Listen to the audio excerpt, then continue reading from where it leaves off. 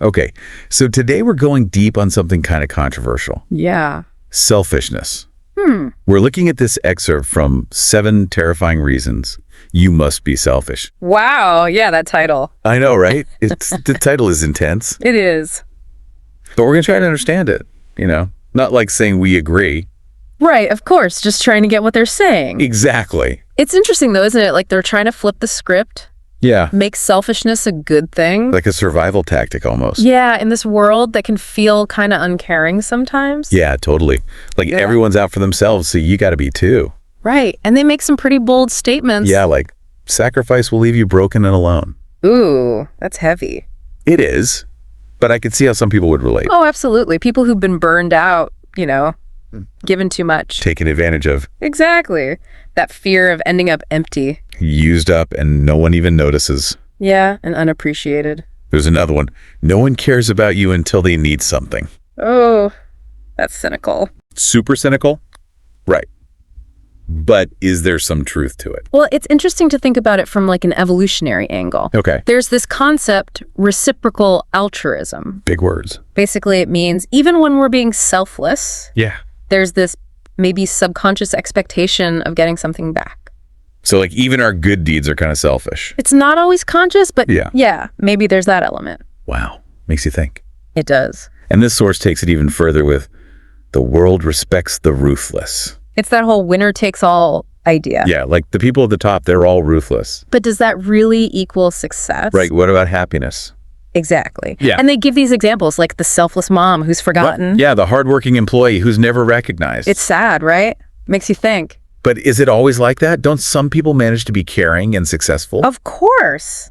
There are tons of examples. So this source is maybe exaggerating a bit. It feels like a very limited view of how people are. Right, because there are different kinds of selfish. Exactly. You have healthy self-prioritization. Like taking care of yourself. Yeah, and then you have straight up narcissism. So where's the line? That's where self-awareness comes in. Okay. Healthy selfishness is knowing your needs, setting boundaries. But not walking all over people. Right. It's about understanding that saying no can be a good thing. Exactly. It can be self-respect even. And then you can actually be better for the people you do care about. Yes. You're not stretched so thin. Okay, so it's not really selfish versus selfless. It's more like finding that balance. Where you're good to yourself and to others. Exactly. Because they don't have to be opposites. There's that middle ground. Right. And actually studies show that real happiness often comes from feeling connected. To others. Yeah. And like you're contributing to something bigger than yourself. So it's not just about me, me, me. Not at all. But what about those times when it feels like you have to choose? Like your needs versus what others want? Yeah. That's when you need honesty and communication. Even if it's hard. Even then, you might have to say, hey, I care about you, but I need to do this for me right now. That can be tough to say. It can be, but it's how you build relationships that last. Okay, this source also says that guilt is a trap to make us sacrifice ourselves. That's a strong statement. Yeah, but don't we all feel guilty sometimes? Of course. Guilt is a powerful emotion. It can really make you do things. It can, but you have to figure out where it's coming from. Like, is it real empathy? Or just pressure from outside. Are you helping because you truly want to? Or just to avoid feeling bad. I think I've done that. Done what? Said yes to things I didn't want to do just because I felt guilty. I think we all have. It's so common. But doing that all the time can't be good. No, it can lead to resentment burnout. So how do you know when to say yes and when to say no? It's not always easy. It's like this constant balancing act. Between taking care of yourself? And being there for others. It's a dance. It is. And some days it feels more like a tug of war. But you get better at it over time. You do. You start to understand your own needs better. And how to communicate them. Exactly. So this whole selfishness thing, it's complicated. Very. It's not black and white. And even though this source is pretty extreme. Yeah, they use some strong language.